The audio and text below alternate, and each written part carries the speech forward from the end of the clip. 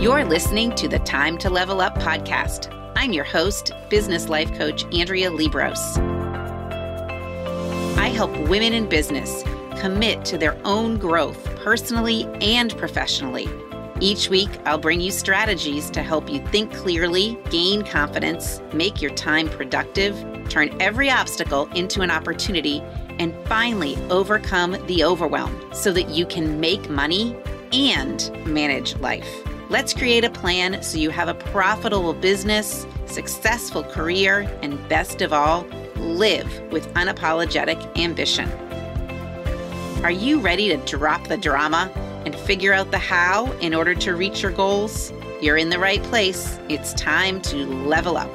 Let's do this.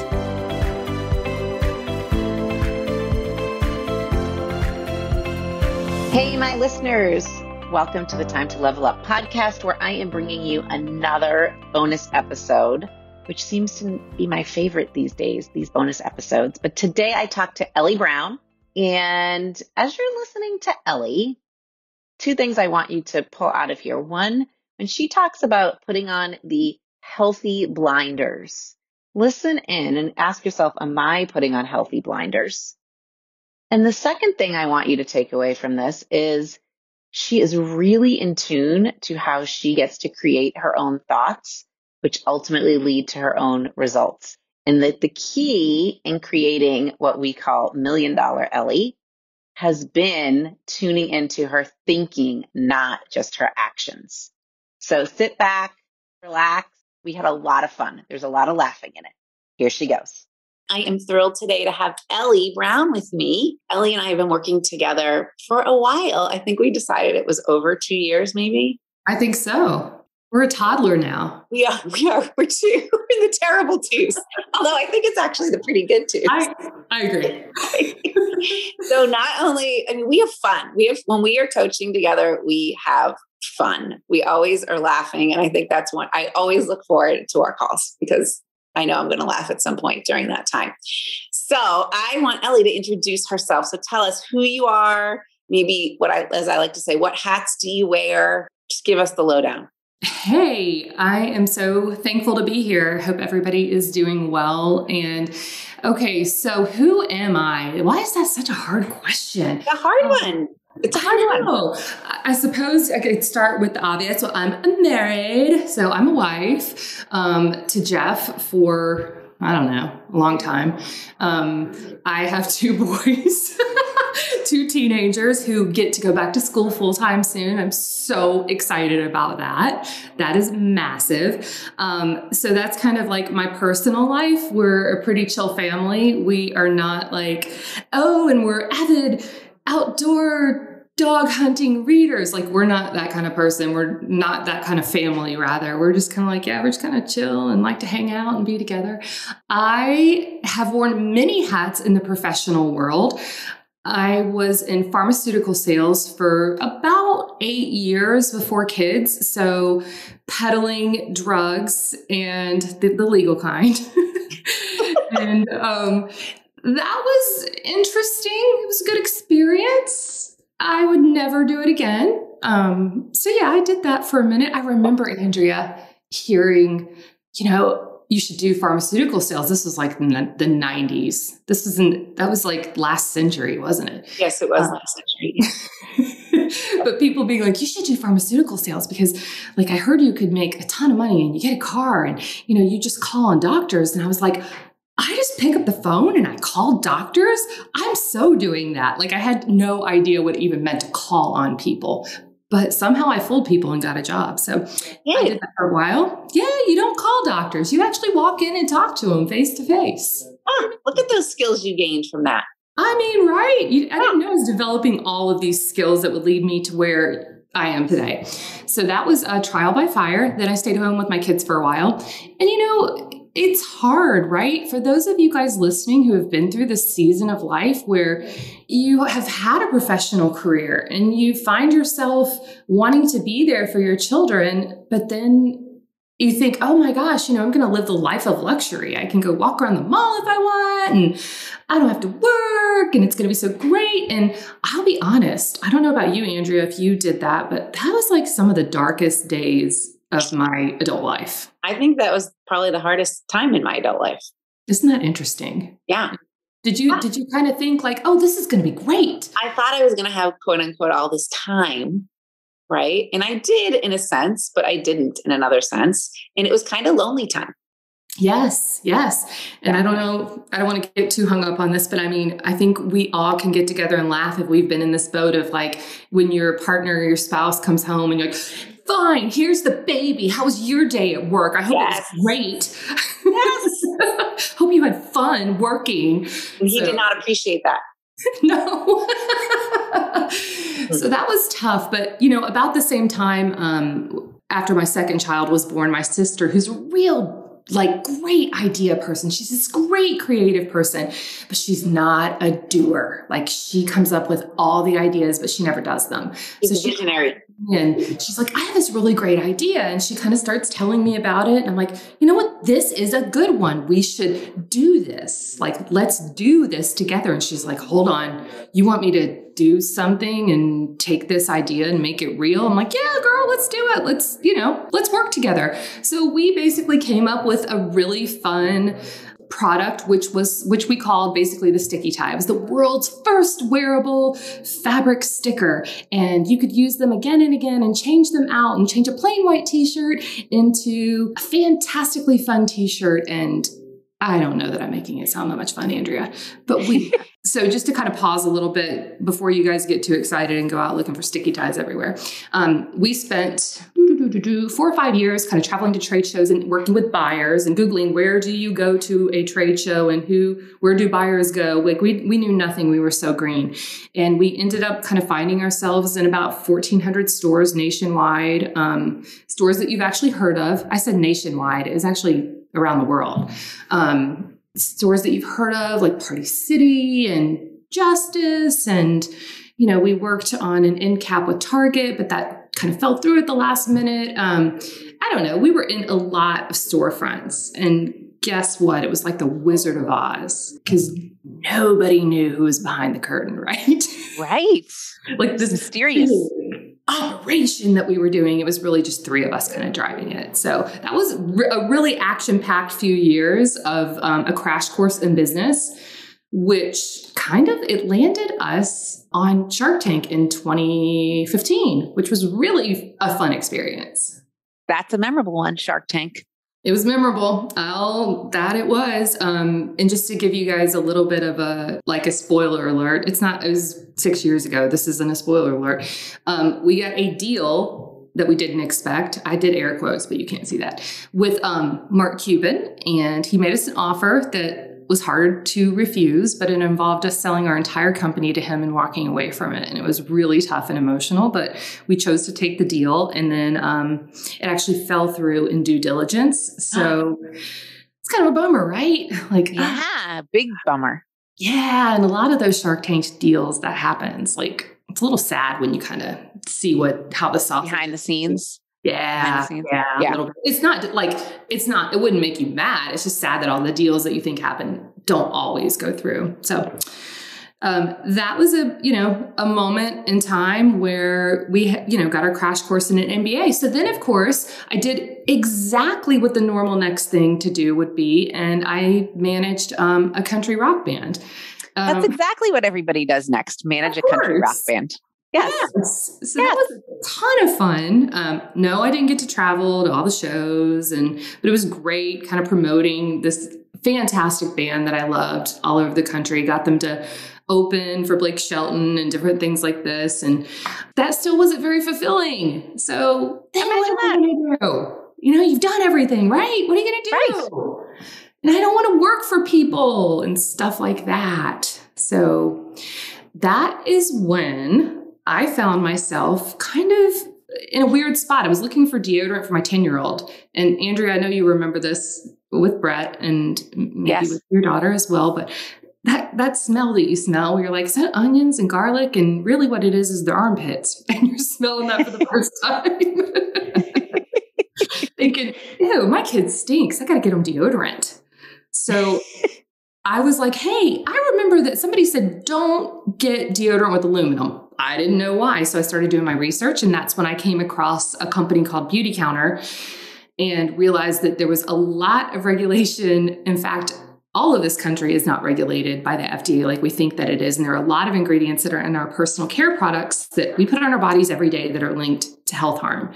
And that was my aha moment where like, I have to use my voice to speak about this movement and to be a part of this and to educate others to make more informed decisions, because armed with information, we can all make more informed choices. So I became a consultant with Beauty Counter in 2016, and here I am, almost 5 years later, still loving it and working with Beauty Counter. And you have been such an instrumental part of my journey over the last couple of years. And I'll pause now for air because that was a lot. That was a lot. That was a lot. So, okay. So when you and I first started working together in your Beauty Counter career, where were you at? You want to kind of talk about numbers a little bit? Yeah. Tell me about, like, I actually remember it was right before Christmas when we started working together. And I don't even remember what the number was, but you had in mind a volume number that you wanted to hit. Yes. And I can't even keep track of all the ranks that are in Beauty Counter. No, but nor should anybody understand companies. I'm a triple diamond captain, double platinum. That's what I call you, a triple diamond platinum. Just kidding. That's what I say. Say like my team's collective volume, so my business volume was probably around $35,000 or $40,000. If we were going into holiday, because remember you allowed me to talk about holiday in your workshop. Yeah. Yes, I do remember that. And I heard your workshop that you were offering at the time, and I was like, gosh, I don't really think I need to work with her. I just had planned on kind of pitching and being there, and boy, did you have me fooled. We began working together, and you know what? That over the course of that month and a half, my business volume grew from I think it was about $40,000 to over $90,000. I remember it was more than double. That was the number it was over 90, which was pie in the sky. Who had ever heard of that? Like, could that ever happen in my wildest dreams?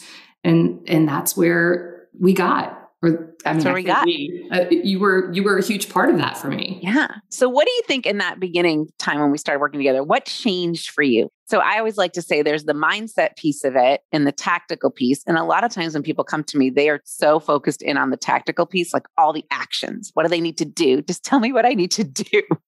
And yeah, you did do some different things. What do you think really changed? Yeah. I mean, you're 100% right. The tactical piece, I think, I could do all day long, but the mindset piece was the key that I was missing. So, just understanding the model, which you've talked about so much, and, how my thoughts were really leading me to my inaction ultimately was so eye-opening. It had never occurred to me. I never made the connection about thoughts and feelings and, what that leads to. Like it was just this huge light bulb moment of, the facts are the facts and how I feel about them are like, those are thoughts. I get to choose my thoughts. And you do. It was hard though, but it's really hard work working out, right? I mean, it's hard work. Yeah. Because if you've never really worked that muscle or never really understood that, you can't be like, oh, well, Andrea said that, therefore it is. Done. I've changed my mindset. We worked intensively. Gosh, we work together once a week now. But in the beginning, I think it was once every 2 weeks? Yeah. Yeah. And it's a hard muscle. Yeah. It's something that needs to get stretched. Now, I do also remember a couple months in, you came in one time. This is when we actually could see each other in person. And you said to me, okay, I'm quitting. I'm done. Mm-hmm. And we had this whole conversation around you had decided you were done with coaching. Yep. And do you remember that scenario? Oh, yeah. Mm-hmm. All right. I remember my version. What's your version of that? What did you? I don't remember specifically like exactly how it went. I'd love to hear your version here's what it was. I was scared. I was scared to invest in myself. And I was afraid of, if I continued to invest, what if I wouldn't see the results? And what if I failed myself? And that's really what it boiled down to. It wasn't about you. It was about me and my fears and my self-doubt. And I don't know, what's your version? Yeah, well, my version is, you said, I'm not doing I'm disappointing myself, basically. You were disappointing yourself. You weren't doing what you thought you'd be doing. And so therefore you said, like, well, then I'm out. Yes. So, which is interesting, because being out, was that going to get you where you wanted to go either? No. Right? No. So I always find there's 3 reasons people don't engage or stick with coaching. 1 is they don't believe in the coach. 2 is they don't believe in the coaching program or protocol or methods of the coach. They don't believe in the methods. Or the 3rd reason is they don't believe in themselves, or they're afraid of both failure, but they're also a little afraid of sometimes success, and they are afraid they're going to disappoint themselves. And ding, ding, number 3, ding, ding, right? So more often than not, it is number 3 in any kind of coaching situation, whether I'm the coach or not. It's having that confidence in yourself that you're going to deliver to yourself what you want to deliver. Yes. And I almost think that's like in any business, if you really think about it, or any business that someone's engaged in on I'll call it like, well, I guess I was going to say a voluntary basis. We all volunteer for everything. We all have choices. But if you're doing something that you don't necessarily have to be doing in a business setting, a lot of times you bow out because you start to become afraid or frustrated with yourself because you're not doing what you're wanting to do. Yes. It's such a limited mindset too. I mean, it's a huge reason why a lot of people never get started in their business. Same reason. I mean, this is just a bigger scale of that, but it's just that limited mindset of, no, I'm tapping out. I'm not going to do that. Right. All right. So you stuck with it. Stuck with it. Yeah. And now what's happened? So now your volume is not 35,000 or 90. No, I want you to meet $1 Million Ellie. We can talk about $1 Million Ellie. Yes. The $1 Million Ellie had her first $1 Million year last year. And so crazy. I know, maybe I did that, but Andrea, there's no way I could have done that if we weren't working together. And we didn't concept $1 Million Ellie and talk about her and what she would do. And it was amazing. It was a fantastic feeling of going from just myself the first year, basically, and a couple of other people, to seeing we did $1 million in volume this year, in a pandemic. Crazy.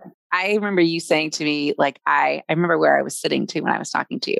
You said, this is during the pandemic, something about I just don't know what I should be doing next. You just didn't quite know how to kick this up to the next level. So I said to her, well, we are going to create $1 Million Ellie. And you were like, what? I'm like, yes, you are going to start to think like $1 Million Ellie. What decisions would someone make if they were, this is the concept, $1 Million Ellie? How would we decide what to do next, or what to think next if you were $1 Million Ellie? And that is kind of how over the last, say, 6 months, we've really been talking. And then all of a sudden, you were $1 Million Ellie, or you are $1 Million Ellie. It's it was amazing. It's so crazy. I remember when you said $1 Million Ellie, I don't know why, but I kept thinking of back in my childhood, the Bionic Man. Wasn't there $1 Million Man, some show or something? So I was like, oh, I'm bionic and $1 Million. But it's been, I think that's been challenging to think of myself that way, but it does have a persona. But it gives me a lot more options of things that I can do to be supporting the women that I lock arms with. So I have so many options now. And I look at that as a positive, where I think when we first started coaching together, I would have been there's too much. This is too much. I can't do it. Yes, you would have totally been that way. Yes. And now I'm these are options. And so I can really put on my friend calls it my healthy blinders. That's a fun term. Yeah. That's a good one. I like that. I know. I kind of thought that was good too. So how can I put on my healthy blinders for 15 minutes a day? That's doable, right? Everybody's got 15 minutes a day. So put on your healthy blinders, which means you are going to take that 15 minutes and you're going to just focus on one thing. Because we can get back to my planner issues. Oh yeah, you have planner issues. You're going to focus on one thing. That's it. And you are going to stay in that lane no matter what. And you are going to accomplish that task. And then you're going to have these fantastic feelings of, feeling accomplished, feeling empowered. And that's really just going to continue to drive what you do. So yeah, I love kind of thinking about those healthy blinders now. And I don't know, Andrea, you can tell them my issues with planners if you want. Planner issues. So let's back to the healthy blinders though for 1 second. I think when we start to think bigger, which is kind of what this $1 million LA concept is, you're thinking bigger, it opens the world up to a lot of choices. And you get to decide what things are going to look like. So I know we've had discussions about you guiding your team. What's that going to look like? Right. So there's Ellie, in a sense, is both mentoring and managing and guiding and coaching. She's doing all that for the people on her team. So that could look like 1,000 different things, right? Mm-hmm. So we've had to put on these healthy blinders and decide what it's going to look like for her.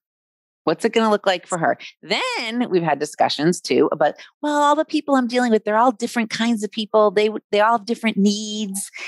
Yeah, it's true.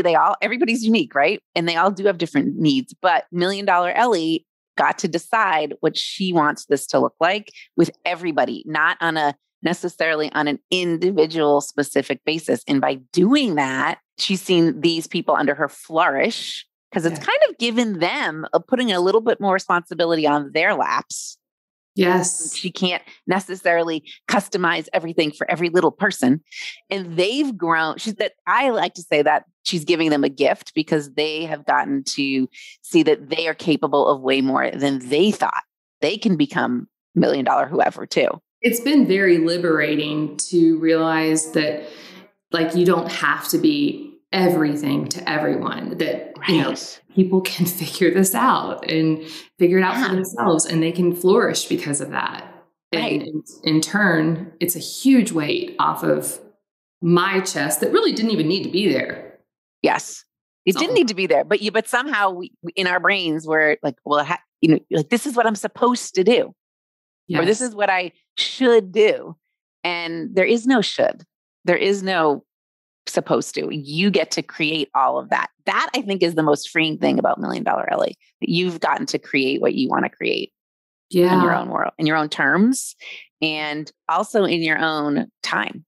Yeah. So it's been very liberating because I've got to create whatever I want to create, and it allows people to then have access to this information, and it's there for them, and they get to go and they get to choose what's already there for them, curate that, use it to the best of their abilities. And I don't know, I think what's great about working with you, Andrea, is that you could be the person that I tried to be of I want to be everything to everyone. But when you coach and you work with people, you're not sitting there with me going, oh, Ellie, tell me about this. I feel so sorry for you because I know you're an empath.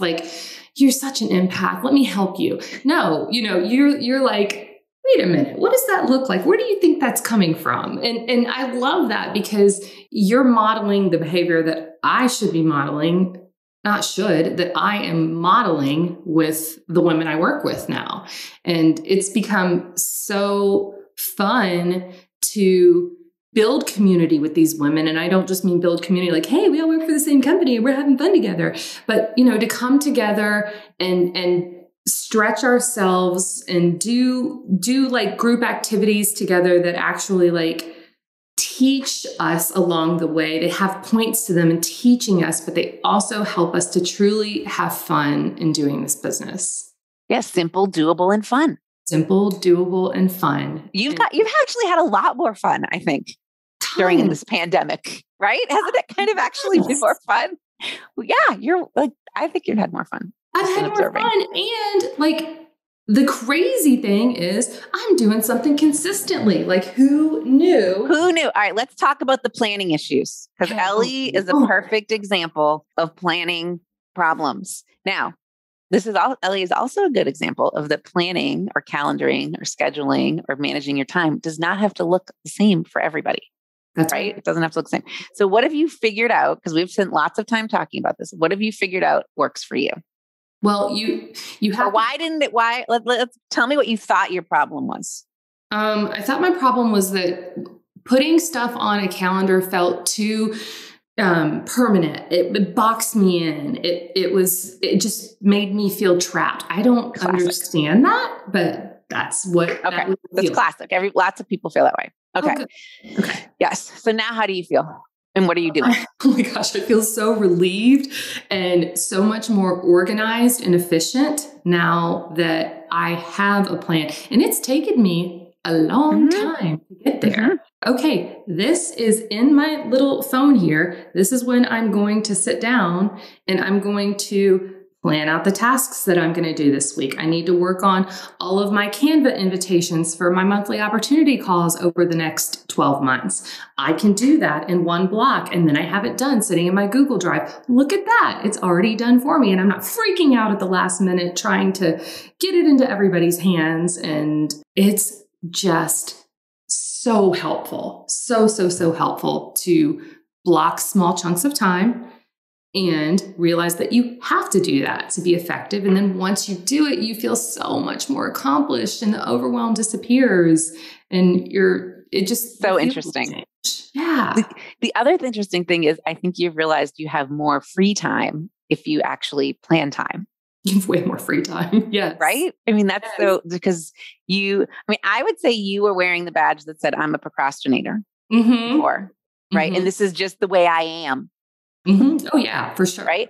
And, I think what we've tried to put in place, Ellie and I have tried to put in place is a little more, we put some systems in place so that she actually is ahead of the game on a lot of things, which has eliminated the procrastinating. And you know what else? I'm going to give you like 5 gold stars on this. You know what else you've been doing is you have not just been being ahead in the doing pieces of things, you've been way ahead in the thinking pieces of things.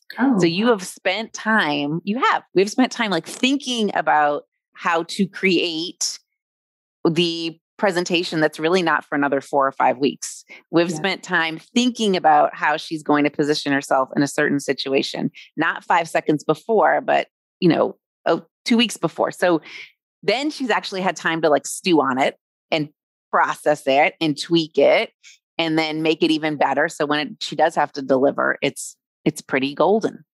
True? Yeah, it's so true. And I used to think like, I'm so much better off the cuff. You totally thought that. Look at me get all upset. You totally thought that. Yeah. You also, I remember you saying to me something like, well, I just kind of think about what I'm going to say when I'm driving there.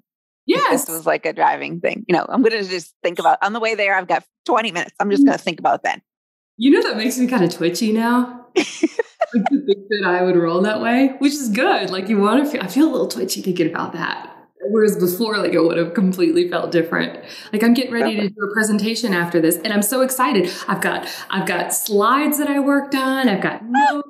Look at you. My bullet points. I'm ready to go. Like, you're rocking it. Things. But I mean, 2 years ago, I would have been like $20 Ellie and been like, $20 Ellie would not have done that. $20 Ellie wouldn't have been asked to present on a national. That's true too. That's true too. That is true too.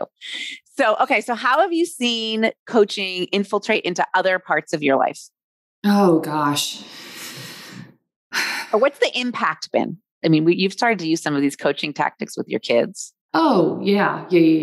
Right? And they're home probably listening to this whole thing. Yes. Yes. I think that it helps a lot with parenting too, kids right now are in a very unique situation and they're consumed by their feelings, right? And their what their thought is about being home from school and just eaten alive by their feelings. And so being able to sit down with specifically my oldest kid who,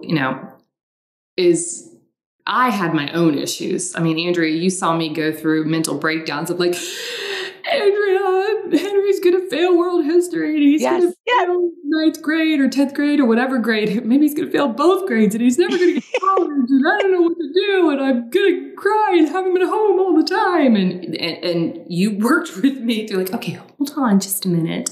Let's talk about that.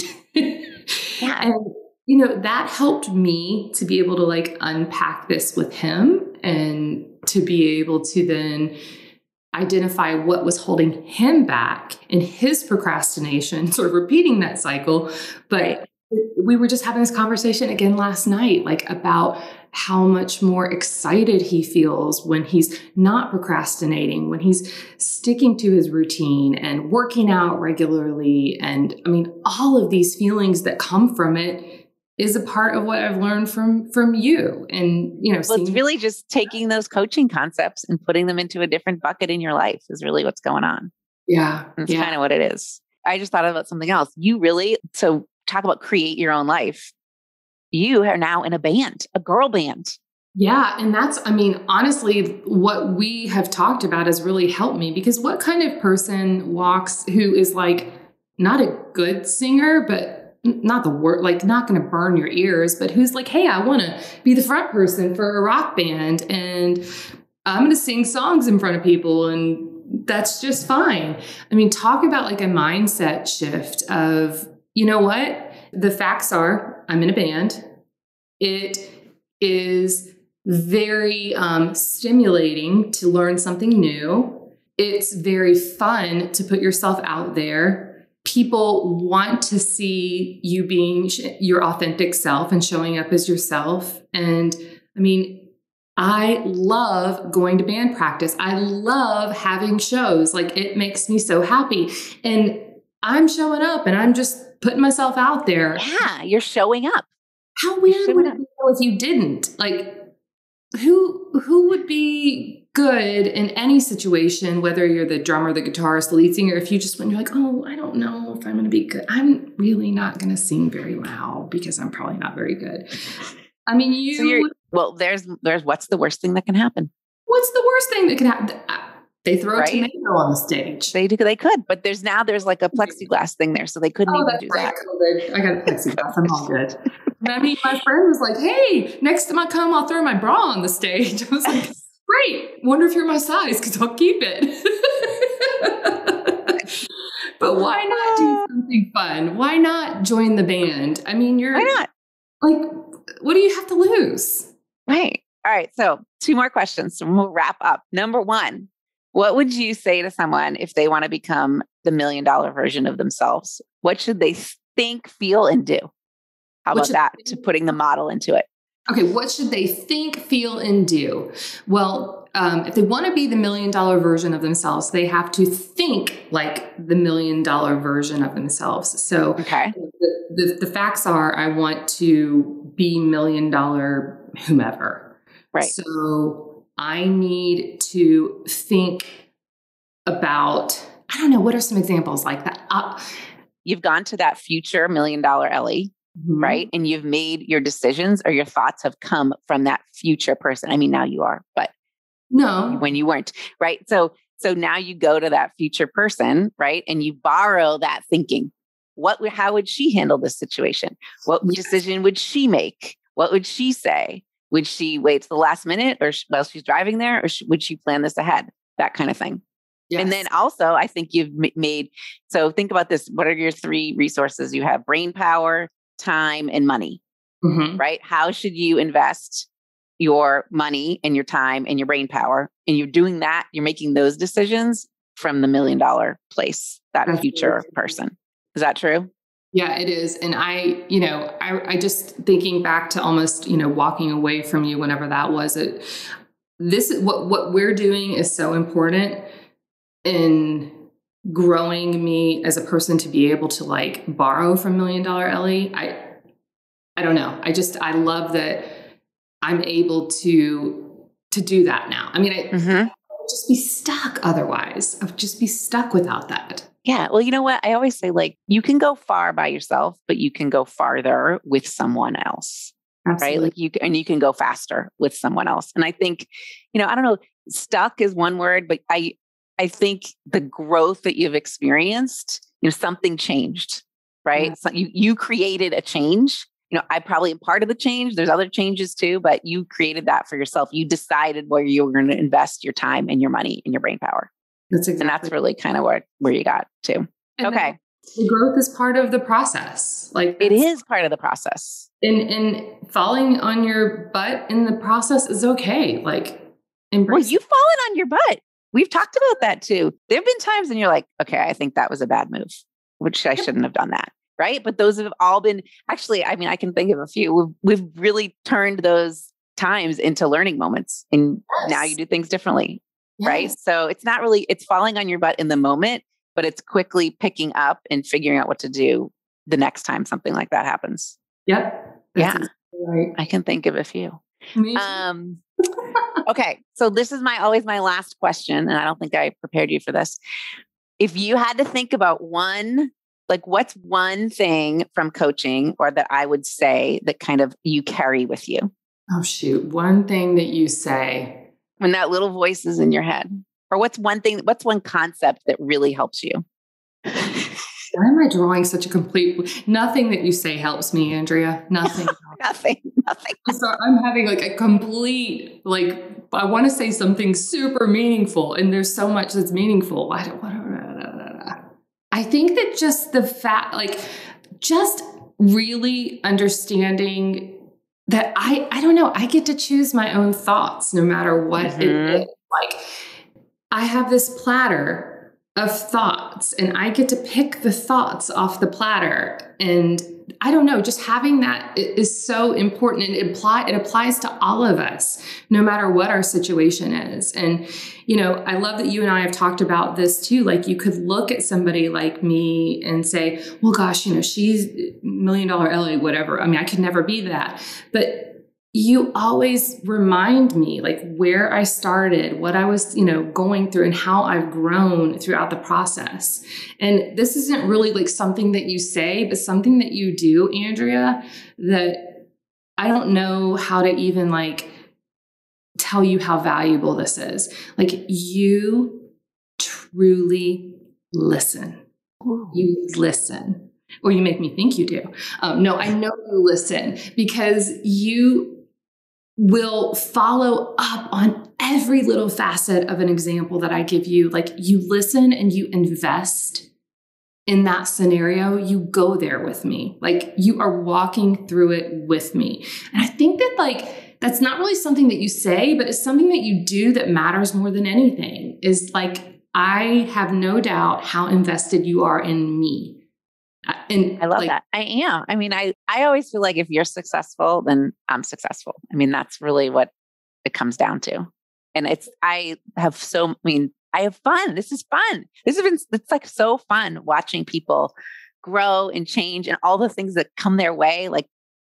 Who would have thought some of the opportunities you've had this year would have happened? So yeah. I do think it's important that that you are an incredible listener and you are an incredible person to lock arms with because you really do walk through it with us. Thank you. And I appreciate that. I appreciate that. I appreciate you. Yeah. Okay. So for anyone listening, if they want to lock arms with you and be part of your world, how can they find you? What's the best way? Do they want to join my band? They want to join the band. No. You actually should reach out to me. Reach out to me. Yes. My website is beautycounter.com/Ellie Brown, ELLIE. You can find a little bit about what I do there, or you can call me, you can text me, you can email me. You can follow her on social media because she does some stuff on social media that will make you think and laugh all at the same time. All the links to Ellie are going to be in the show notes. So oh, good. And that's another thing I believe is if you are going to be on social media, you show up and you be you. There's only one you. And be you. Yourself, have fun. Don't be weird. That's it. That's the Ellie Brown signature. Don't be weird. Yes. That's perfect. Perfect. All right. Well, this has been so much fun. I love talking to you, but $1 Million Ellie has arrived. Woo! Woo! Let's go. Let's do it. Okay, my friends, go check out those show notes. Go follow Ellie. And if you want to become the $1 million version of yourselves, let's talk. You have options. You have options. You can do it. I think my one last thing, Ellie and I have talked a lot about numbers. And if it's helpful to share numbers with people and to tell them, what your numbers are. And I think I can say yes and no. The yes part of it is that you can see what's possible. The no part of it is that your journey is going to look different than that person's, how they got there. But numbers can be an example of what's possible. So have a great day. Until next time, make sure you think about how you're going to level up yourself and your business. Have a great day. Thanks for tuning in to today's show. If you're ready to commit to personal and professional growth, move forward, make money, and manage life, head to AndreaLiebross.com. That's AndreaLiebross.com to find out about the ways we can work together. Until next time, go level up.